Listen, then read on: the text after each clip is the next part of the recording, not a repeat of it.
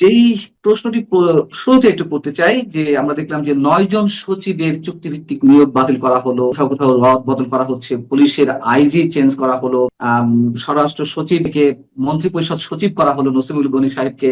আমরা জানি যে প্রশাসনের বেশ কিছু জায়গা দখল করে নিয়েছে জামাত। এই 18 মাসে তারা তাদের পছন্দ মতন আমলাদের নিয়োগ দিয়েছে, সচিবদের নিয়োগ দিয়েছে, প্রশাসনের বিভিন্ন পর্যায়ে শীর্ষ কর্মকর্তাদের নিয়োগ দিয়েছে, রদবদল করেছে। আপনার কি মনে হয় যে এই রাহু থেকে সহজেই বিএনপি মুক্ত হতে পারবে? সরকার গঠনের পরে পরিবর্তনগুলো হবে, এটা তো খুব স্বাভাবিক, কেন এই পরিবর্তনগুলো হওয়াটাই স্বাভাবিক ভাবে দেখতে হবে। কারণটা হচ্ছে যে প্রথমত আসি আমরা চুক্তিভিত্তিক নিয়োগের বিষয়। চুক্তিভিত্তিক নিয়োগ তো এক ধরনের চাকরি, যেটা চুক্তিভিত্তিক নিয়োগের ব্যাপারে যারা নিয়মিত সরকারি চাকরি করেন, সেটা যে সেক্টরে প্রশাসন বলেন, পুলিশ বলেন, অন্য কোনো সেক্টরও যদি হয়, এখানে কিন্তু এর প্রচন্ড বিরোধিতা আছে। কারণ চুক্তিভিত্তিক চাকরিতে নিয়োগ করা হলে যখন চুক্তিভিত্তিক নিয়োগ হয় তখন 5টা পর্যায়ে আপনার পদোন্নতি বঞ্চিত হয়ে যায় মানুষ, বা তাদের পদোন্নতিটা দেওয়া যায়, পদগুলো খালি হয় না। সেই কারণে কিন্তু এক সরকারের সময় যারা চুক্তিভিত্তিক নিয়োগ থাকেন, পরবর্তী সরকারের সময় তাদের চুক্তিভিত্তিক নিয়োগে থাকার কন্টিনিউ করার খুব একটা কারণ নেই। এবং যেটা নানান দেশে হয়ে থাকে যে আপনি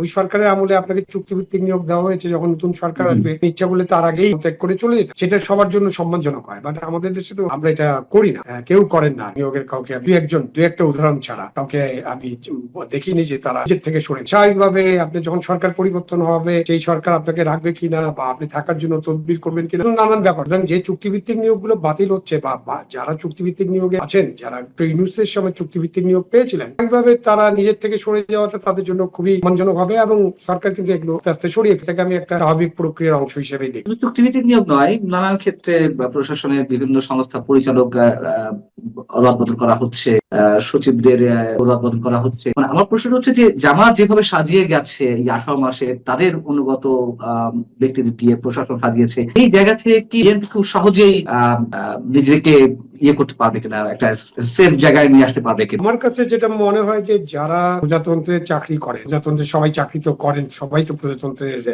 না, তাদের নিজেদেরকে তো প্রজাতন্ত্রের কর্মচারী মনে করেন না। কেউ দল করেন, দলবাজ কর্মকর্তা আছে, দলের আদর্শের প্রতি অনুগত কর্মকর্তা আছেন, বাট এটার সংখ্যা কিন্তু খুব কম। ওইভাবে যদি দেখেন, ওই ছাত্র রাজনীতির মতো বা দেশের রাজনীতির মতো 2-3-5% মানুষ এই ধরনের একেবারে সরাসরি রাজনৈতিক অঙ্গনের সাথে জড়িত বা রাজনৈতিক নেতাদের সাথে যাদের ধরম মরম আছে, এরকমটা আছে।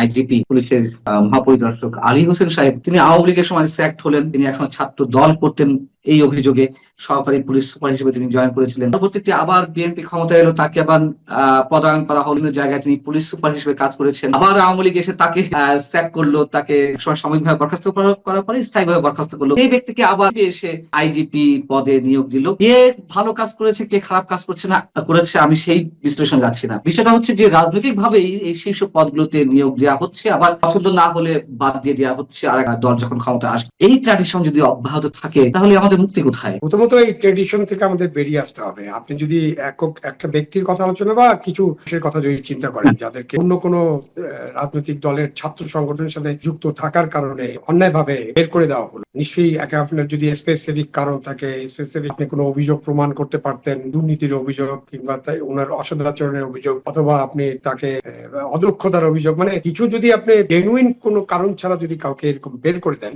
স্বাভাবিকভাবে তার কিন্তু ন্যায় বিচার পাওয়ার অধিকার আছে। সুতরাং এটাকে আমি যদি তিনি আবেদন করে থাকেন বা তার প্রতি একটা ন্যায় বিচার করা দরকার মনে করে থাকলে এই ন্যায় বিচারটা হতে। এখন ওইসব ব্যক্তিকে নিয়ে আপনি ডিপ অ্যানালাইসিস করতে পারি আমরা, একেবারে ভিতরে ঢুকতে পারে সাংবাদিক, তার পুরা জীবনটা, পুরা চাকরি জীবনটা, পুরা রাজনৈতিক ছাত্র দল করেছে অথবা ছাত্রলীগ করেছে অথবা শিবির করেছে, বিশ্ববিদ্যালয়ের নানান কারণে নানান ছাত্র সংগঠনের সাথে অনেকের একটা পুরো যোগাযোগ হয় অথবা হালকা যোগাযোগ থাকে। বিশ্ববিদ্যালয়গুলোর যে সংস্কৃতি, যে অনরুম সংস্কৃতি ছিল, যে চাপ ছিল, সেখানে কিন্তু অনেক ভালো ছাত্রকেও এইসবে ইনভলভ হতে। আপনি যখন সরকার পরিবর্তন হবে, আপনি তখন ওই যে কখন কি কর্মী ছিল এটার ভিত্তিতে বিবেচনা করে তার প্রতি যদি অন্যায় করে, তো একটা ন্যায় বিচার পেতেই হবে। এবং এই আমি আপনার সাথে একদম একমত যে এই কারণে কাউকে বের করে দেওয়া, কাউকে গ্রহণ করা, এইটার রীতিটাকে পরিবর্তন করতে হবে। আমি বুঝতে পারি যখন আমি ওএসডি হই অথবা আমি 12 বছর ওএসডি থাকি, তখন আমি নিশ্চয়ই বুঝি যে আমার কি ধরনের ট্রমা, ফ্যামিলির উপরে, আমার বাচ্চাদের উপরে, আমার বন্ধু বান্ধবের উপরে এবং আমার নিজের উপরে কি ধরনের ট্রমা। আমাদেরকে যারা আমরা অন্যান্য কারণ ছাড়া, অন্যান্য কোনো অন্যায়, দুর্নীতি বা অদক্ষতা বা অসদাচরণ এসব না করে যারা চাকরি করছি, তাদের উপরে যখন অন্যায়টা করা হয়, তখন কিন্তু এই জিনিসগুলো অনেক বড় করে দেয় এবং এটা এখান থেকে বেরিয়ে আসতে হবে। আমি মনে করি এখান থেকে সরকারকে বেরিয়ে আসতে, আমি চাইবো যে বর্তমান সরকার যারা সরকার গঠন করে তারা এই কারণে কাউকে, তাদের কাছে ক্ষমতা আছে, 25 বছর হলে আপনি বাড়ি পাঠিয়ে দিতে পারেন, কিন্তু করবেন না। এটি তো একটি বিষয়, ন্যায় অন্যায় প্রশ্নে ন্যায় বিচার পাওয়ার ক্ষেত্রে যে কথাগুলো বললেন, কিন্তু প্রজাতন্ত্রের কর্মচারী হিসেবে বা কর্মকর্তা হিসেবে আপনারা যারা কাজ করছেন, যাদেরকে এইভাবে দলীয় বিবেচনায় বা সামান্য অজুহাতে এইভাবে অব্যাহতি দেওয়া হচ্ছে চাকরি থেকে বা সাময়িক বরখাস্ত করা হচ্ছে, যেভাবেই হোক না, আপনারা তো কাজ করতে পারেননি, অথবা এখন যারা রয়েছেন প্রশাসনের বিভিন্ন পর্যায়ে, যদি রাজনৈতিক সরকারগুলো এই ধরনের